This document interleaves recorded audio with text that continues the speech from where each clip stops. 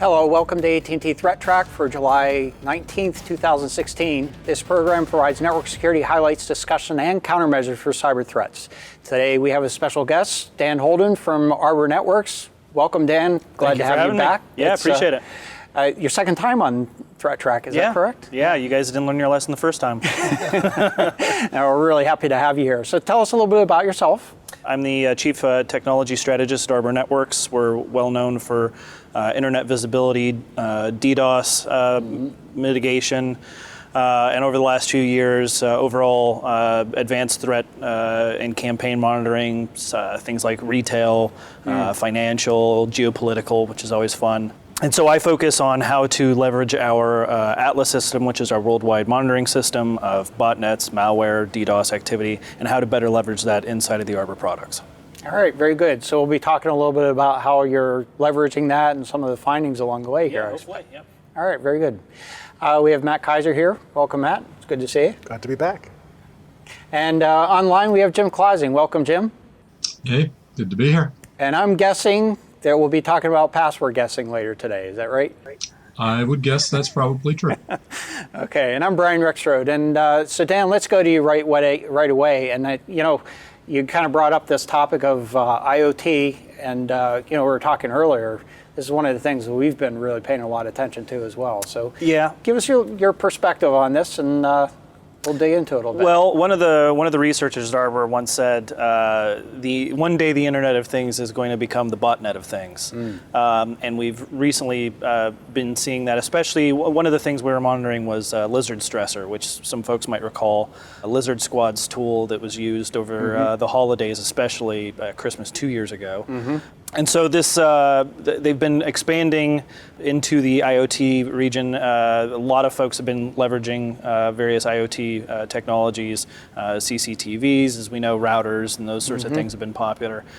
What I find fascinating about this is not just the fact that it's IoT. I think any time we see new internet infrastructure, it always gets leveraged in some way, right? So if you go back to any technology, I think we always freak out about, well, what are the security implications, whether it was virtualization or mobile or cloud. And so IoT is just the newest infrastructure. But the interesting thing is, of course, we know that it's growing like crazy, just like the rest of the internet. And so this is not only providing an opportunity for, let's say, a green space for the attackers in terms of botnet growth, but also there are, of course, more and more devices getting IP addresses, every day. So it's a hot spot, I would say, in terms of greenfield opportunity for those attackers.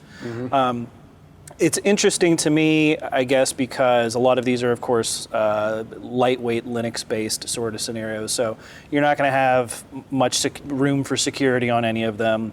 Of course, these are not generally companies that are knowledgeable or invested in security, just like the old days. And so, there's not a whole lot there to protect these systems. There's not a whole lot in it for the companies or vendors that are selling them to have them, any more secure or changed. So it's like the the 90s of operating system days, where just no one really knew any better. Right. I also find it fascinating that the code is written in C, and I'm a big C fan because I'm old. So that helps because it keeps the code portable, of course. So they can do it on not only x86 but MIPS.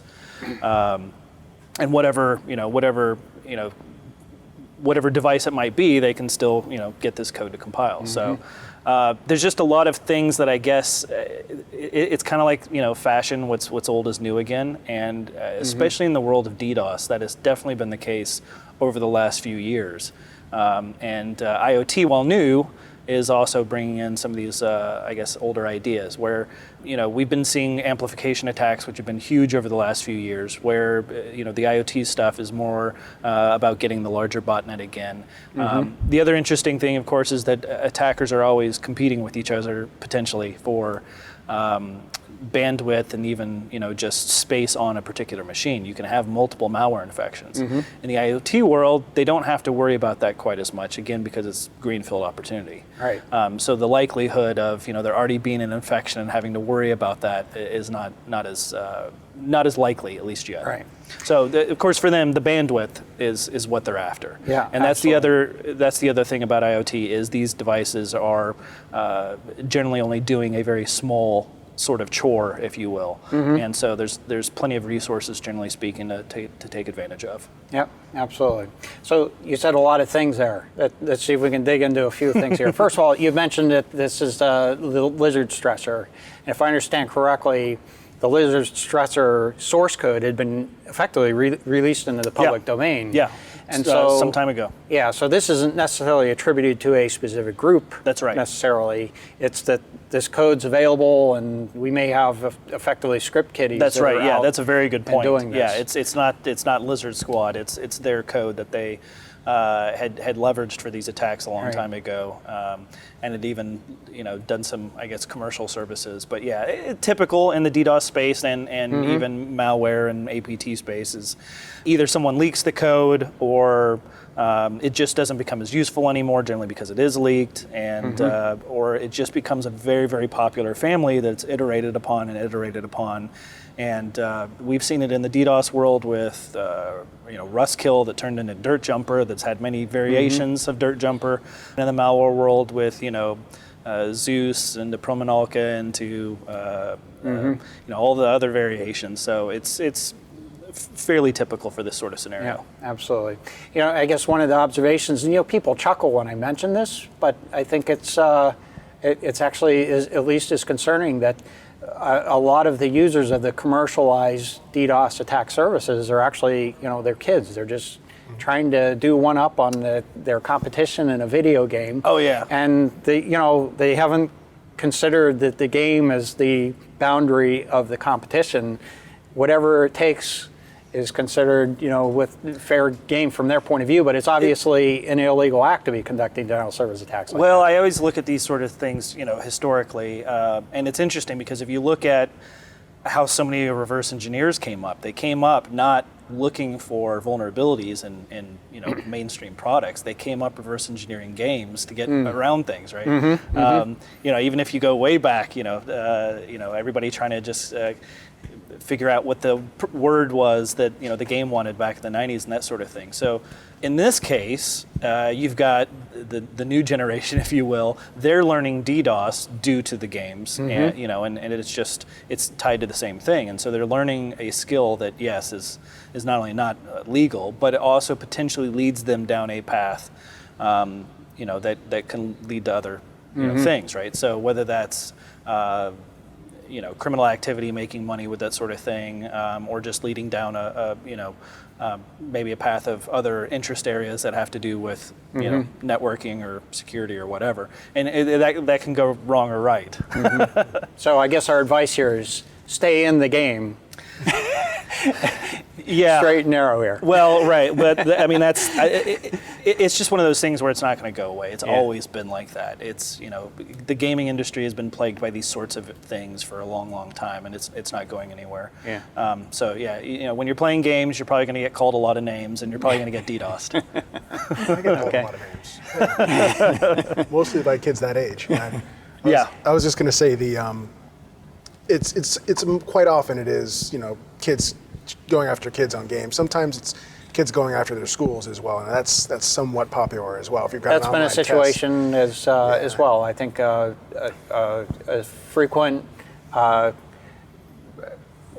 frequently schools need DDoS mitigation because of testing activities or something, and they've kids trying to avoid the test for some period of time. I think they're going to take the test inevitably anyway, but it's one of those cases. There was a really interesting story about a school some time ago, and a couple of teachers had gotten accused of allowing cheating in their room or whatever, and they had been put on leave for just an extended amount of time. They were essentially getting paid to sit at home for a year or whatever, and there hadn't been any sort of process to find out, right? They were just accused. No one knows whether they did anything wrong or not. And so eventually the parents of the community actually got upset and put up a website explaining the issue and trying to get the school board and school system to do something. And someone finally got upset and DDoSed the school website. So it's not whether the teachers did anything wrong or right, it was the fact that just due process wasn't happening, and the school ended up getting DDoS just because people were so upset that essentially as taxpayers they were paying these teachers and the teachers weren't working. And of course the teachers were upset too. Yeah. So you just never know when one of these scenarios is going to pop up and essentially make DDoS the primary choice for voicing one's discontent. So do we need a new slogan that cyber violence is almost never the right answer? There's multiple ways to look at it. Of course, some people would look at it as the democratization of freedom of speech on the internet as well. So depending on probably who you are, maybe what country you're in, there's a different view on that. But yeah, it's true. There clearly are differences in different countries on what's considered legal or not legal or appropriate. Correct. Yeah, Netherlands being probably the prime example there. Yeah. Absolutely. So you'd mentioned the IoT thing. I think I'm interested in your opinion on this. You cited specifically the CCTV DVRs that have been a problem, and some of the home routers have been a problem.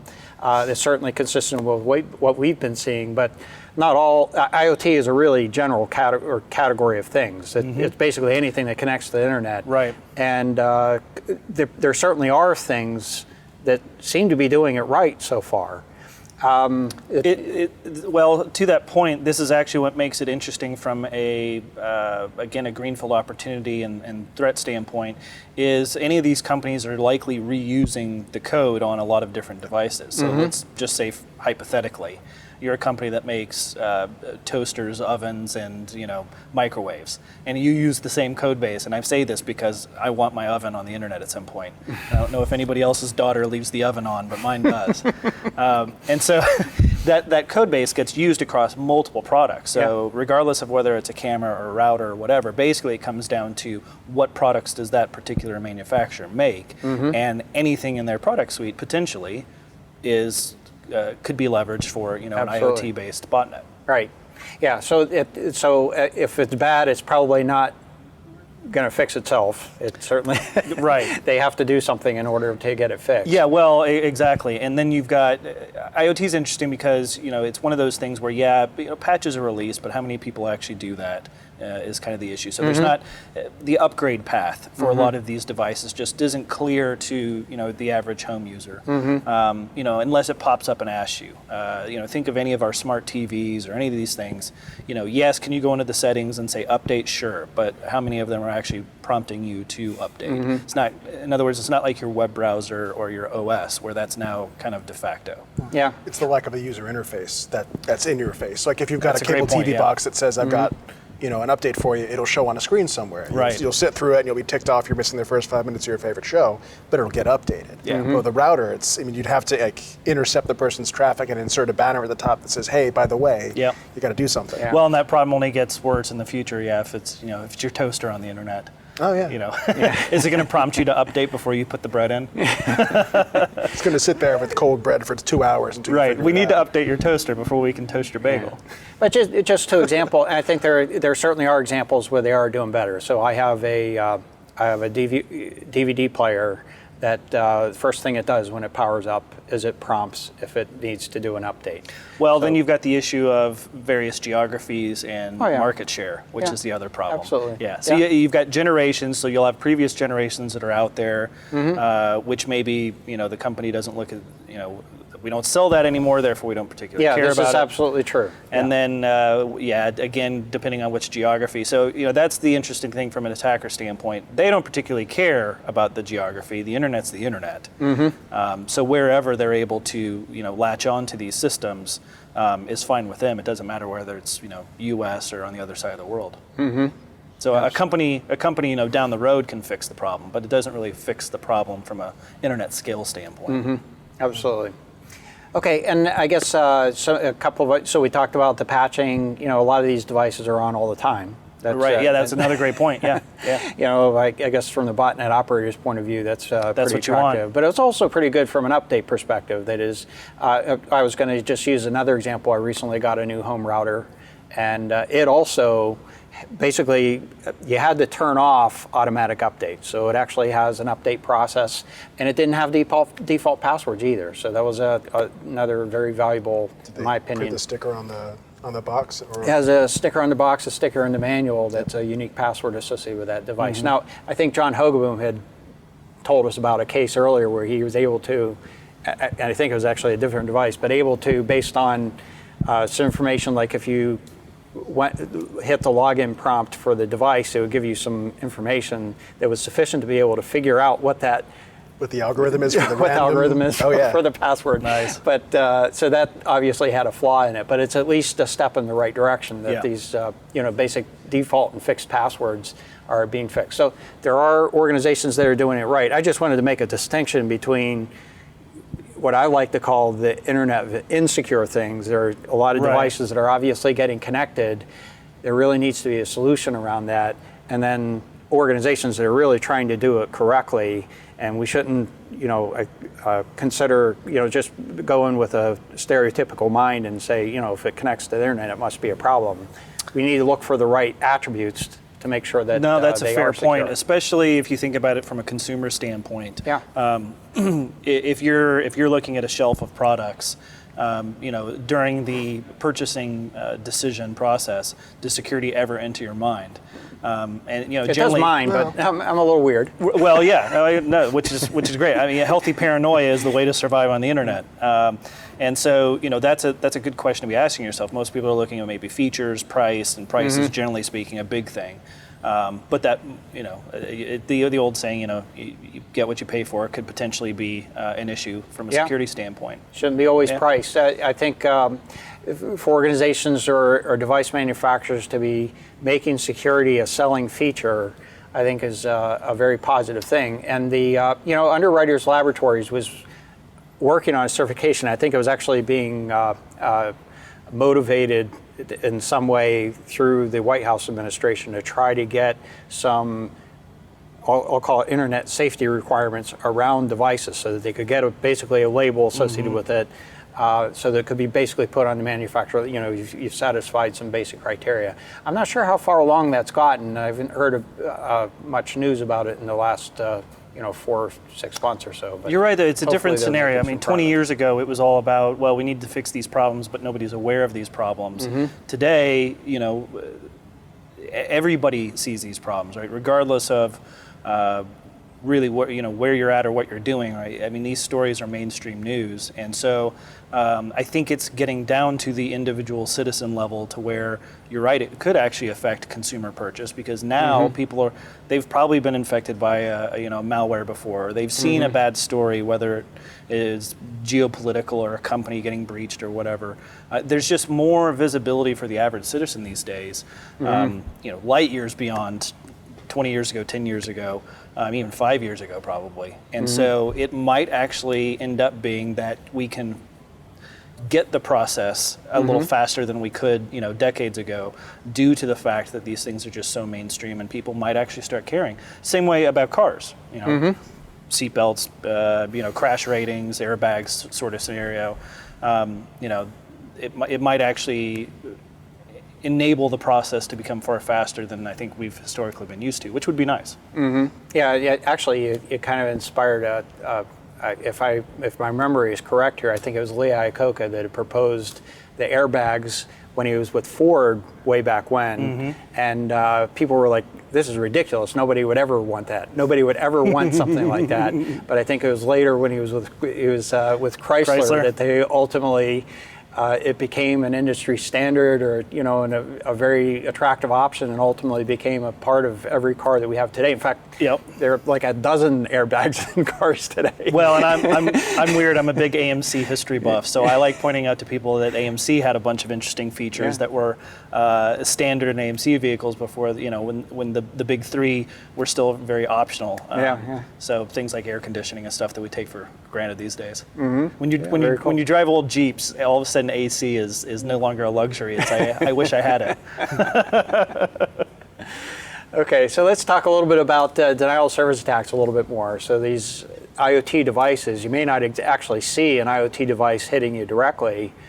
It may in fact be, reflected off of something. I think you had mentioned that earlier as well. Yeah, amplification attacks or reflection attacks. And I tell you, I guess that's why I like these stories so much. Is again, when you've been around a long time, it's the historical aspects that really are interesting, because you think you've seen the last of something like Chargen, and even I think most people are now familiar with NTP, but it was again one of those protocols that you really take for granted, and people are familiar with DNS certainly, but NTP overtook DNS as the reflection amplification protocol of choice. Yep. And then you just look at the UDP protocols that are next on the list, and then there's SSDP, and a lot of things that you just would have assumed were kind of historical things, protocols on the internet that aren't going to be that mainstream, I guess.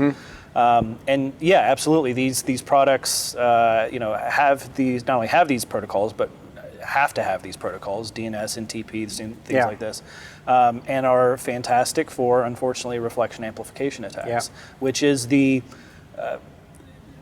big way, or I guess the way that attackers have had really big DDoS attacks over the last few years. Just incredibly successful. Attacks are getting bigger. Of course, the internet gets bigger, so that trend is not a surprise, I think. But the fact that they just keep going and keep going, definitely, you know that you're in the rat race, so to speak. And so you've constantly got to be not only monitoring how you might get attacked, what your infrastructure is, but you also have to pay attention to how the attackers are maturing. I know everybody in the security space is, we've got to figure out a way to stop the whack-a-mole or stop the rat race.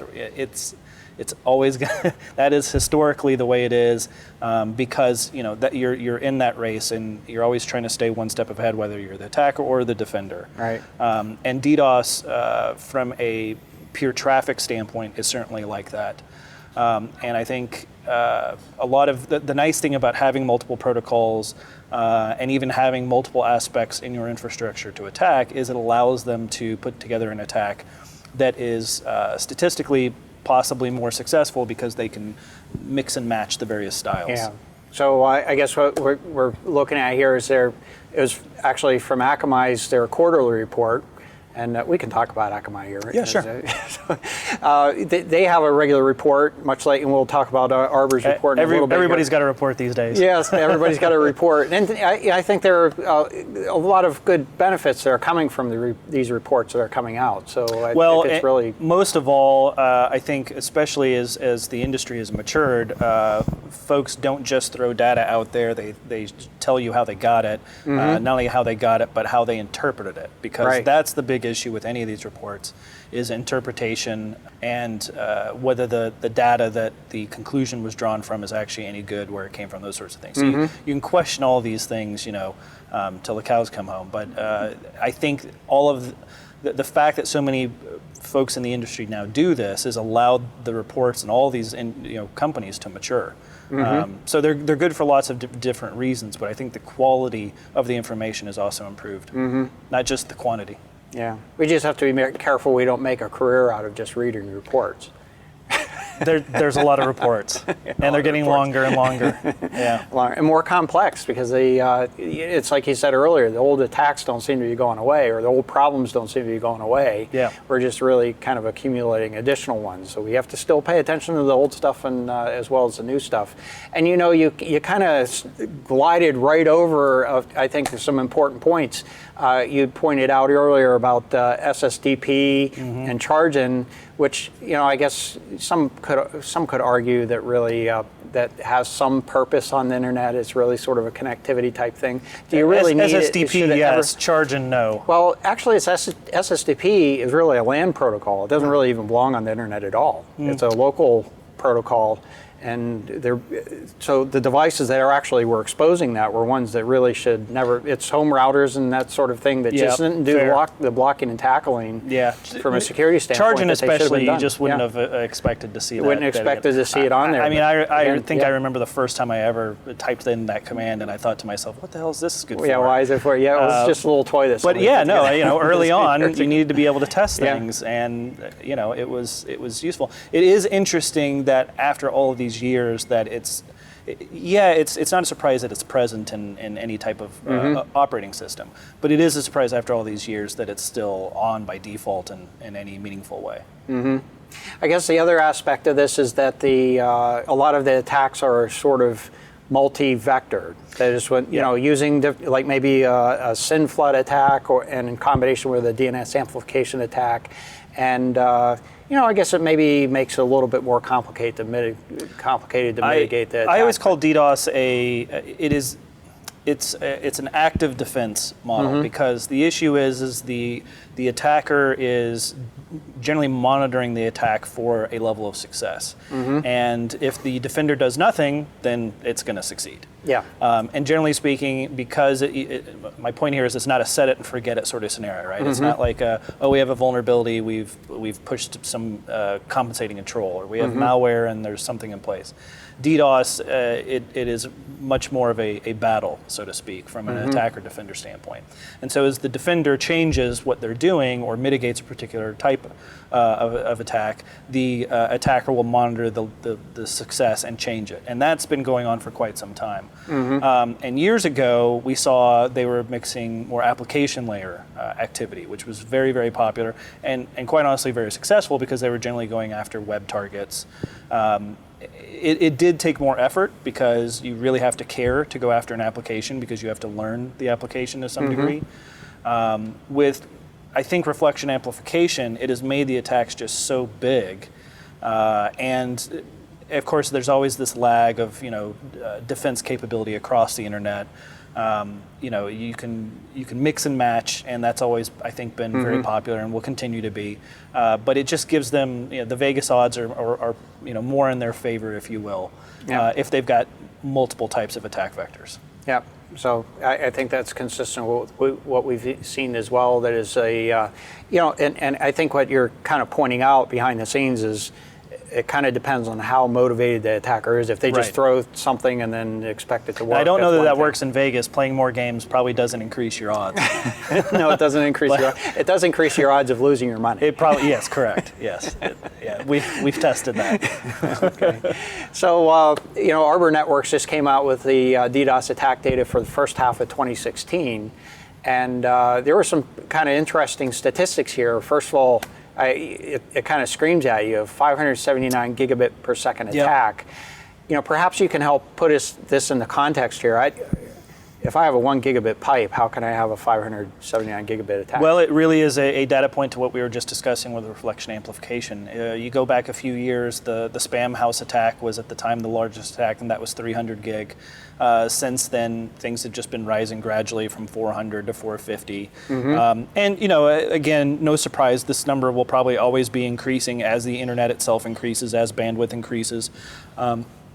Especially with the IoT issues, as we were just discussing, the availability to the attackers to build and put together larger amplification and reflection attacks is just is not only still there, but in some ways is better and better. And so this is that, along with the fact, of course, again, greater bandwidth always increasing on the internet. Yeah, you could put together some formula that would make a prediction here, but you'd probably be wrong. So the other thing that I think is fascinating, and one of the reasons why I really enjoy DDoS is because it is so tied to the news of the day, as we were just talking about with schools. from a geopolitical standpoint, and we were talking about, kind of the some people look at it as their voice of discontent.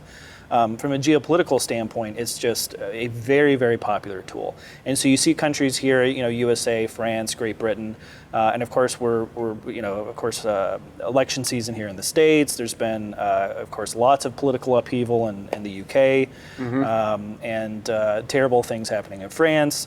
So these countries are also very mature from an internet standpoint as well. So I think it makes sense from two standpoints: one, a geopolitical standpoint, and two, a overall internet maturity that these countries would pop up on this list. It's generally going to be your let's say largest GDP type of countries. They're going to show up, generally speaking, just because there's more mature internet, and there's also more reliance on internet from a commercial and communication standpoint. A lot more sensitivity if it's not working the way it's supposed Absolutely, to. yeah. Right, absolutely. So, and I guess the statistics here are pretty consistent. A growing number of events per week, increases in the size of attacks, just in terms of the largest attacks, as well as the overall average of attacks, 46 attacks over 200 gigabits per second. And but I think perhaps the perspective, this data is coming from Atlas. And that's basically a flow analysis that comes from a number of different sources. And so perhaps not all of this traffic ever really got to the destination. It may have. Well, so tell us a little bit about how that works. The way Atlas works from a DDoS monitoring standpoint is monitoring the world's ISP's traffic. So this is, no one's monitoring all of the internet, but this is a very good picture into a good chunk of the internet. And allows you a visibility into, one, of course, DDoS attacks, and two, overall internet health. So also, are there issues with the internet in a particular country? Syria or Egypt historically, that sort of thing. I hate to say it, these types of statistics are generally always, the numbers are increasing. Again, just the fact that the internet is always growing. Getting bigger. DDoS is more and more of an issue. It's less about anything getting better, because that rarely happens. It's more about how things are changing and how the attacks are changing and why they're changing. Yeah. Okay, so Jim, you've been pretty quiet so far. I think this is your chance to shine and tell us a little bit about, of course, a lot of this IoT access is through password guessing activities, and I think Jim's going to tell us a little bit about some of the password guessing activity we're observing. Yeah, definitely a large correlation in the two issues, Yeah, so go ahead, Jim, tell us what you got. A couple of weeks ago, Joe Harton was on the show and was talking about the CoreLogic's analysis of the LinkedIn password breach, which just got me thinking it's been 6 months since I took a close look at what we're seeing in our honeypot. So I figured it was time to do another one, an update on what we're seeing there. And as I say every time we do one of these reports, the honeypot itself has been out there for a number of years. Kippo has been installed there for 5 years next week. Celebrate the 5th anniversary. So we've been collecting SSH and POP3 password guessing attempts for a number of years. Unfortunately, I still am not catching telnet guessing attempts, and since that's been at the top of our internet weather for the last couple of months, I'm hoping soon to be able to include telnet password guessing attempts in this as well. But you better have a big machine for that, Jim. Yeah, but the logs are relatively small. So yeah, all right. But so we've since we started capturing these passwords, we've seen a total of 8.5 million attempts. This is just this is primarily on one honeypot that is sitting out on the internet, not advertised anyplace.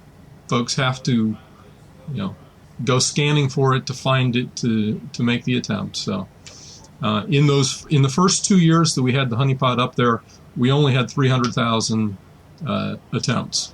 In 2014, we had almost 2.5 million. We had over 2 million in 2015.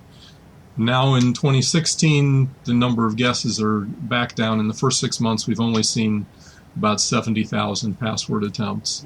But what I've got here are a few slides that are the analysis of what we've seen and what the folks were trying to do when they attempted to get into the honeypot. We've seen in the last 6 months, the largest password guesses were 60-character passwords. In the past, we've seen upwards of 100-character or more passwords. One of the interesting things that came out of the analysis of the LinkedIn passwords, and again, what we're analyzing here is what we're seeing folks guess as opposed to what people actually used, which is what comes out of the CoreLogic report on the LinkedIn password. But one of the things that Joe mentioned when he was talking about the LinkedIn passwords is that the median length was getting longer, and the passwords were getting more complex that folks were actually using, which I think are both good signs. So when I looked at the passwords that we've seen attempted in the last 6 months against our honeypot, the median length of the passwords guessed was 6, which was a quarter of all of the passwords guessed. Now, that needs to be taken with a little grain of salt. This is a Kippo honeypot, and part of the reason for it is to let people actually get in to see what they would do once they got in. Mm-hmm. So the actual root password for this honeypot is 123456. So once they, if they're guessing numeric passwords and they get to that one, they're going to stop because then they got in. So that skews the data a little bit. But a quarter of all the passwords that were guessed against this honeypot in the last 6 months were of length 6.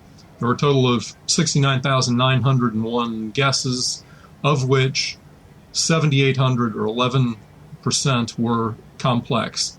Complex here means at least 3 of uppercase, lowercase digits and special characters. I thought it was interesting that 8.85% of them were only special characters. And 37% were only alpha, upper and lower, and 19% were only numeric. Again, that's skewed a little bit because the actual password that will get you into the honeypot is all numeric. So Jim, I have to ask here, you said only special characters, so how many of those passwords were just asterisks?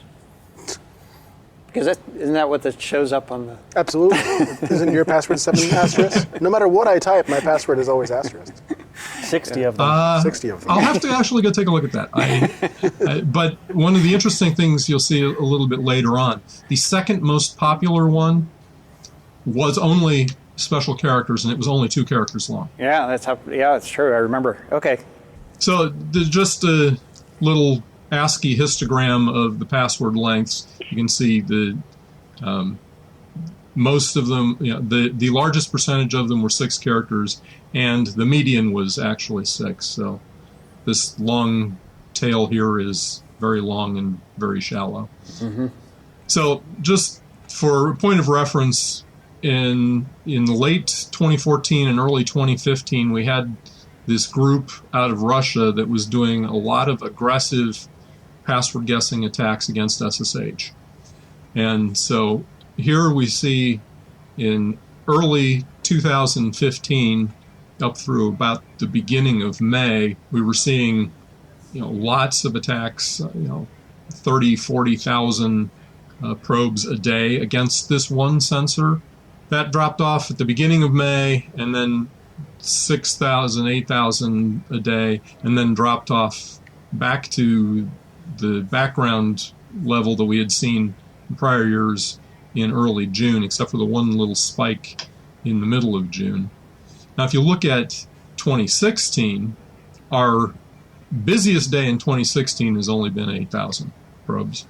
It's fallen back to a more constant level, although you can see they're ticking up a little bit here in June. The numbers are a little higher than they were earlier. But in general, we're not seeing anywhere near the kind of traffic we were seeing when those Russian systems were doing a whole lot of SSH password guessing in late 2014, early 2015. Mm-hmm. In 2015, you can see our top 10 passwords, 1, 2, 3, 4, 5, 6. Again, because that's the actual password, that's skewed a little bit what they might actually otherwise guess. And then admin, root, password, the kinds of things that get used as default passwords. In 2016, in the first half of 2016, what we're seeing is 1, 2, 3, 4, 5, 6 is, again, the top one, but it's actually by quite a bit more than it was in 2015.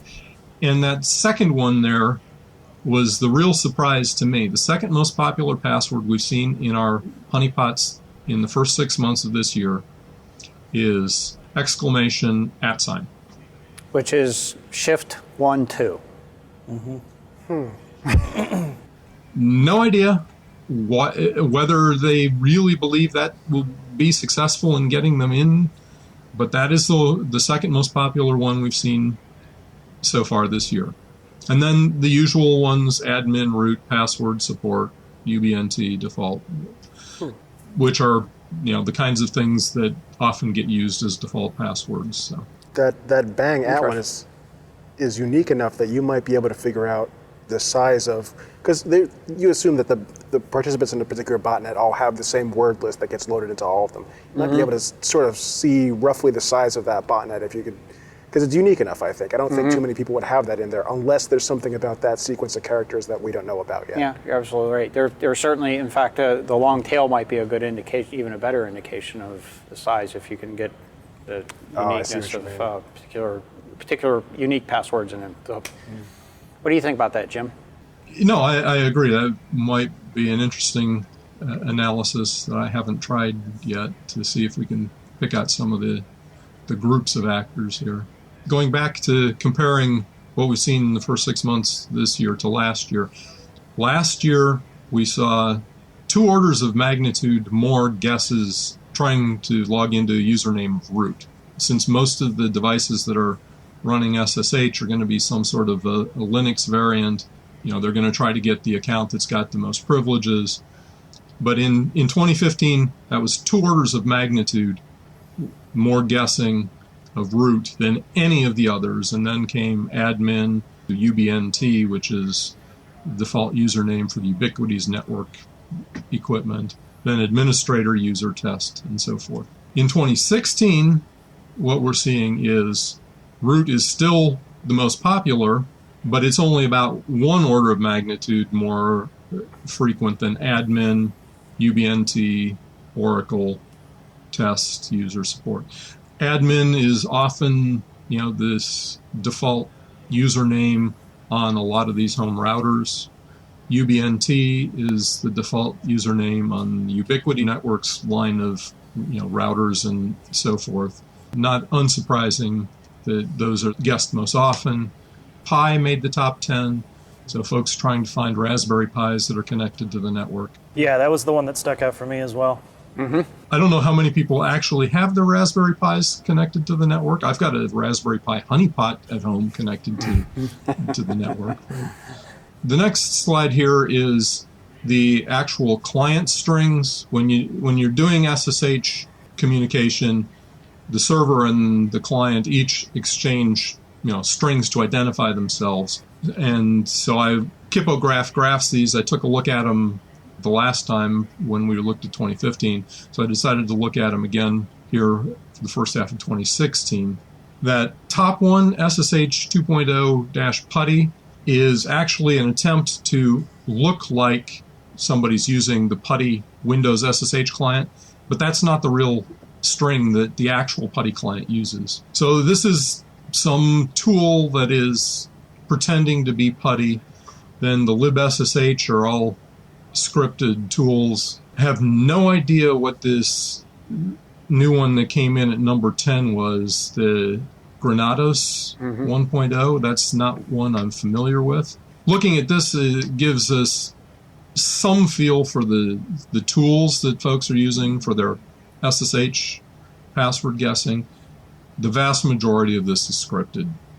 Moving on, the top 10 IPs that were doing the probing, not going to actually particularly dig into any of these, but we out of the 69,000 probes, 2,200 of them came from this top IP. The second most was in the same network, so I'm assuming those are related bots that are doing the scanning. The interesting thing to me was the distribution of where these probes were coming from.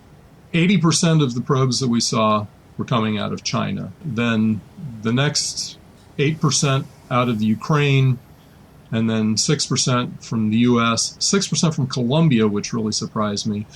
There were a total of 20 or 30 other countries that were so small they kind of disappeared in the noise here. The Colombia really surprised me there, that there were almost as many coming out of Colombia as out of the US. I wasn't at all surprised that most of them were coming from China. Yeah, that is interesting. I mean, certainly Colombia is a up-and-coming country that's growing and is far more a secure place than it used to be just a few years ago. But I would almost wonder if perhaps some entity fold a large chunk of hosts that they could leverage specifically in Colombia. Yeah, well, I'm sure that that's the case. Right. They found some set of devices, or that had an open backdoor, some infrastructure ripe for takeover. Yeah. Well, and Jim, I think it's perhaps notable that you're measuring, I think, if I'm reading this correctly, you're measuring the number of connections as opposed to the number of unique addresses that are creating those connections. Is that is correct. As I said, this is a honeypot where part of the purpose of it is to see what the bad guys do once they get in. Once folks successfully get in, about 10% of the probes were successful. What did they do? So this is a graph of how many commands were run on a given day by folks who successfully SSH'd in. And you can see there are folks getting in on a pretty regular basis and doing something. For most of the first 6 months of the year, there have been an average of 50-ish commands they've attempted to run. Once they get in, the honeypot looks like it's a Linux box. So obviously most of the malware that gets picked up through this particular honeypot is going to be Linux malware. The most popular downloads, most popular tools that once they successfully SSH'd in, what did they reach back out and, what tools did they try to download onto the box to? Most of these are Linux tools, scanning tools, DDoS tools, a few privilege escalation tools. The interesting thing that I noticed as I was doing the analysis to prepare for today's episode was that the largest proportion of the tools were downloaded from just 4 IP addresses. To me, suggests that it's probably the folks who were successfully getting in were probably in just a couple of botnets, and these are the IP addresses where they stashed their tools. So that might also be another way of trying to figure out the number of actors that were participating in this activity. But anyway, so that's just a quick look at what we've seen in that Kippo honeypot over the last 6 months. Something I like to do periodically, and Joe's story a couple weeks ago reminded me that it had been a while. So I thought I'd share it. Thank you, Jim. So I guess one of the things that's sort of a pop quiz here, for anybody that might be interested in running a honeypot, you alluded to, or you discussed, the fact that they were doing these guessing activities and they got into this thing and they tried to do downloads and they might try to do denial of service attacks. What are the kinds of controls that are recommended to put in place if somebody were to do this to make sure that they're not becoming a part of the problem? Yeah, well, any place that I've got a honeypot set up, I have a variant of the honey wall that the HoneyNet project used to maintain, although that hasn't been maintained for some time now. But essentially, I limit the amount of outbound traffic so that we don't become part of the problem. Using snort inline, I can, in some cases, as long as it's not encrypted, defang their exploit attempts going outbound. The honeypot environment, when they successfully get in, it looks like a Linux system, but if you poke around in it too much, you'll discover that there's only a handful of things that you can really do. You can download tools, because I'm going to let them download their tools so that I can see them, but there isn't a whole lot that you can do outbound beyond a wget or a curl kind of thing. Those are some of the basic controls that I put on the honeypots that I've got. Okay. If I'm running a WordPress honeypot or something like that, basically I'm only going to let in the exploit attempts to try to capture the attempts and maybe let them try to download additional tools, but beyond that I'm not going to let them execute anything else, that kind of thing. All right. I guess the one other thing I was going to offer is to make sure it's isolated from any enterprise assets, so that if there's any possibility of something going wrong, you've got a safety valve there. Right. Yeah. If anybody actually were to manage to break out of the limited environment into the host OS on the honeypots that I run, they're not going to be able to jump back into our enterprise. They're all firewalled off and kept outside. All right, very good. Thank you, Jim. That was a very informative report. So we're going to go over to the lighter side here with you, Matt, here. And it's very, very anticipated second season of Mr. Robot. Yep. I think you're a big fan. I am. I'm a big fan. I'm becoming a big fan. I think you kind of encouraged me to it, partly because of its technical accuracy. So give us a little bit of a rundown of what you've been observing and. Sure. So the second season kicked off, and they've had actually one long extended first episode broken into 2 parts. I don't want to go too much into the plot because I know people haven't seen it, but I'm going to spoil some of the tech. So if you guys, spoiler alert. Yeah, spoiler alert. This is the time to fast forward to the internet weather if you want to do that. Yep, our crew is covering their ears. So the cool parts that I've really enjoyed, the first part was the smart home hacking scene. And there is a very convincing scene in which someone has a very high-end apartment and things in her apartment start misbehaving. She's got a panel a little over the top. A little over the top, but not too far out of the realm of impossibility. I mean, if you're using the panel that she's got starts, it's not like it's freaking out and there's skulls and crossbones everywhere. It's not like the movie Hackers. It's, she makes a change, it jumps back. She makes a change, it jumps back. Her TV turns on, her lights start flickering. All of these things are definitely doable. To instill the fear in you of IoT. Well, maybe so, rightfully so fear. Right, right. And at that point, it's revealed that the house is being hacked. She has to leave, and some of our favorite hackers show up and take the place over, which is not a bad way to get your own base of operations, is to hack an apartment. So that was pretty interesting. And I was watching this is pretty cool. The second thing that I thought was really interesting is ransomware shows up. Right.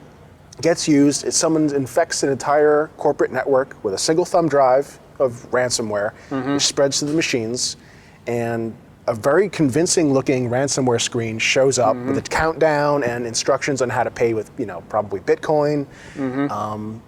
And I was like, I was really impressed because this is exactly how it would go down. Sometimes it takes just one small infection to take down an entire network, depending on how it's set up and what kind of propagation the malware actually has. Well, and I think that's so I'm going to start poking holes here. Go ahead. I mean, there certainly are opportunities to propagate ransomware. One of the things that was a little bit, left ambiguous in this particular case, most of the ransomware that exists doesn't really have a self-propagating technique so much. This is true. Perhaps the USB devices, but it's not going to go entirely through. And I have to think that folks, if they're working in the financial industry and the amount of investment they put into IT security, two things. One is I can't believe that the IT guy himself that injected this would be able to get away with that. That's true. An investigation would have occurred. And the second aspect of it, could something propagate across their enterprise as easily as it appeared to have done? Right. But and I think they're fudging the details a little bit Yeah. because you can definitely have that kind of impact if someone's using a shared drive. Yeah. We've seen cases where shared drives get infected, and effectively you've taken 100, 1,000 people out of commission. Whether it shows up on their screen with a jester face or not is, that's probably where they're playing with the details. Yeah. And an interesting little note, the jester face, for those of us who are keeping an eye on the world of hacking, that's actually the logo for the jester. He's a known, I'd call him an American patriot hacker. People would say he's, I know. Kind of like I guess, like the Punisher. A little like the Punisher, where he's gone and Vigilante. yeah, he's attacked different jihadi websites for what he believes in. Right. And apparently they worked something out with him to allow him to appear, quote unquote, in the episode by using his logo because, as you would guess by the name, the Jester, he's not forthcoming with his real identity. Which is amazing that it's gone this long. True. And he's, of course, well followed, and his exploits are well known, and still nobody knows And him. he has his own merchandise, apparently. Yes. It is hard. It is both easy and hard to be anonymous on the internet. Yeah. When you have enough people looking at you, that's generally some It's so easy to OPSEC slip up happens. Yeah. It's so easy to make a small mistake. Yes. And particularly since the motivations can be conflicting. That is, somebody that might be motivated to try to get attention is going to tend to create leads toward themselves. Yep. In that process. So, another interesting, I think, I'm not really sure, I'm not familiar with the individual, but at least one hacktivist/activist made an appearance there's a scene in a convenience store, and he's one of the people in line. They sort of snuck him in as a tribute to him.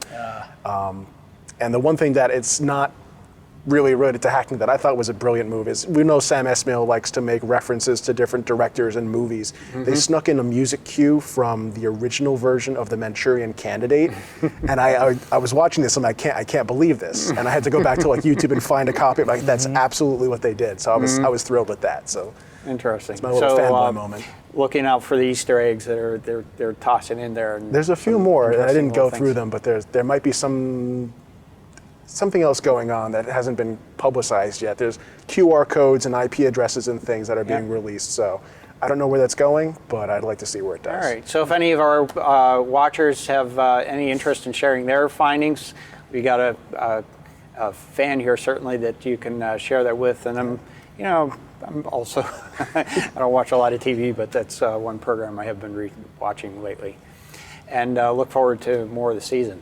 Me too. So let's take a look at the Internet Weather Report for the last week or so here. And first of all, top 10 most probed ports is actually from July 18th, yesterday activity. And top of the list, port 23, TCP. We'll talk about that a little bit more. We've already had a little bit of a discussion with Dan here on the IoT things that are related to that.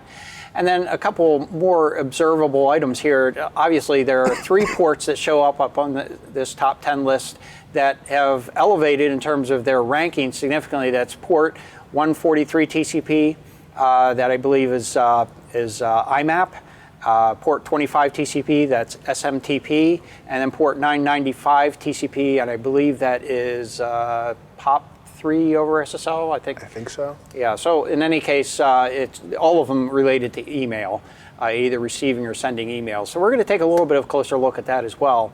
Other ports that are on this list, not really any surprises, and port 3389 went down a couple of ranks here. All of these have been relatively stable over time. And then looking at the most sources doing the probing, I think I've been referring to, it's almost comical what proportion here is associated with port 23 TCP. I think last week we reported on the order of 640,000 sources, unique sources in the course of the day. This one shows 740,000 unique sources. So we're up, relatively speaking, from last week's report.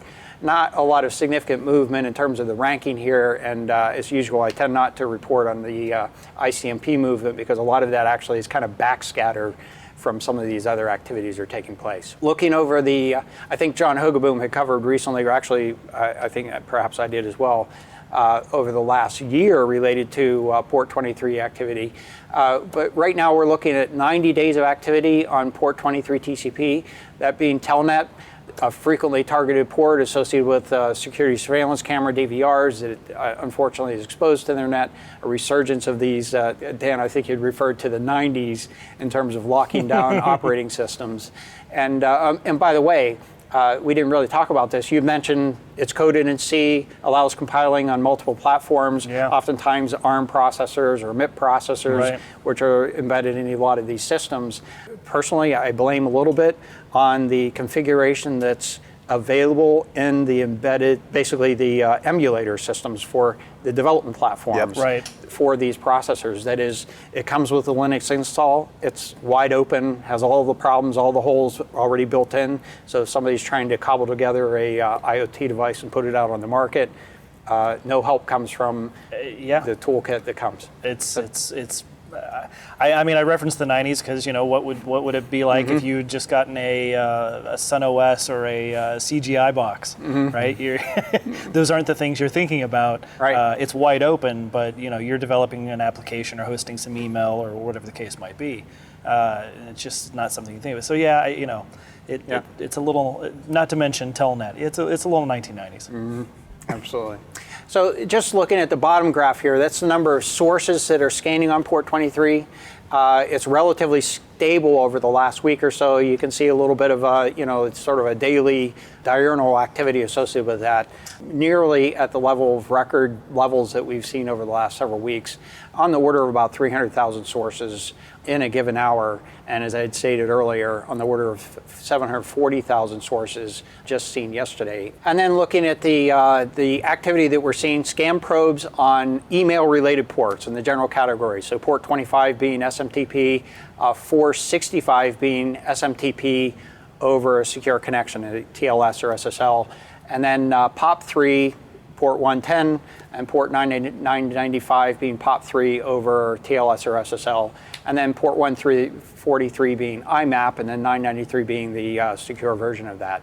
So I combine them all together here. You can see the different colors. It's probably not very easy to see which color is which here, but the significance is you see sort of very spiky scanning activity. All of these tend to be very related. It's generally research organizations that are performing this activity, so I wouldn't consider it to be significant and from a security standpoint, although some of the information that's gathered about this actually does end up getting posted on the internet, available for other organizations, perhaps nefarious ones, to take advantage of. And then it's also worthy of observing that SMTP tends to be targeted more frequently than these other ports. And the motivation there would be perhaps obvious. If you can find an open SMTP server that's willing to forward email for you, you can use it for spamming operations. And so there are always organizations that are interested in doing spamming looking around for open SMTP servers. Yeah, it's a bit funny. You can think about it. Basically, if someone cares about all the ports, they're doing research. If they only care about one or a handful of ports, they're probably a bad guy. That's a good point. Generally a good point. These research organizations are probing a number of other ports. They tend to be associated with ones that are associated with known vulnerabilities.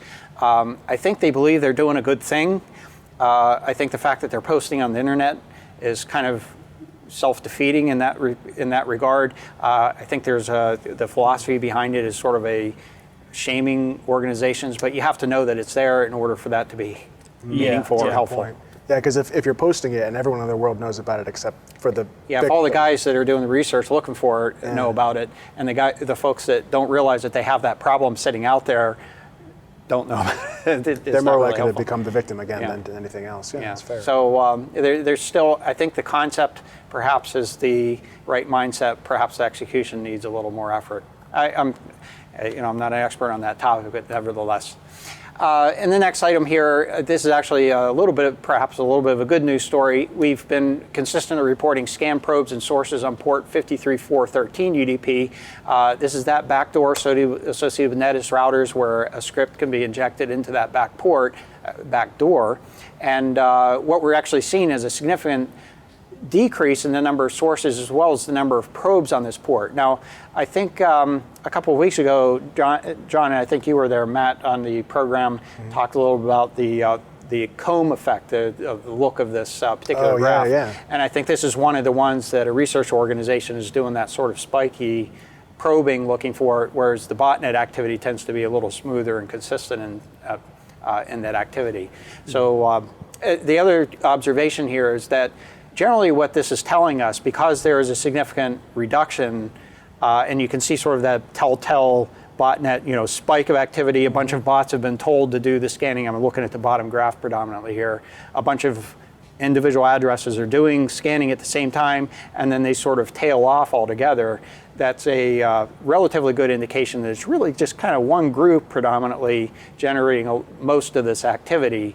That is, if you had lots of different botnets, you'd see a lot of little, blurriness in the activity, relatively speaking. So perhaps it's good that they're not doing so much scanning, but perhaps they've already built up the botnet, they're using it for other things. The fact that the scanning has gone away is not an indication the botnet's gone away. Which tends to happen quite a bit. It's at what point in the business process is the attacker?